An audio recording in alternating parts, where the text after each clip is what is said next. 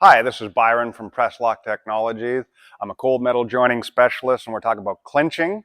Here, I have a piece of 18 gauge, and what I just want to show you is sort of like when you have a joint come apart like this, like you're testing it so that it comes apart on purpose, so that you can see if you've got the best setting possible. This is what you're looking for. If you can get kind of close up there, do you see how it's kind of peeled away, but it's still attached? I don't know if some of you remember those old Pepsi cans from the 70s and 80s where you pushed them in. It was kind of still attached, but you could drink your Pepsi. I mean, that's the kind of thing we're talking about here. So that cap is attached. We don't have a hole.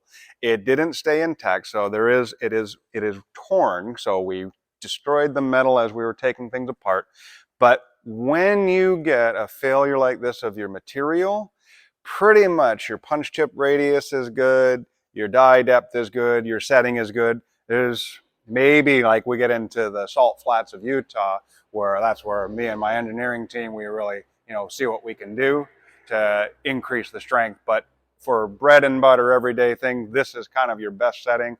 You're not going to do a lot better than that with standard tooling, and you can be happy that you've got a good setting. So anyway, thanks for watching. We got more tips and tricks coming. Look forward to hearing from you.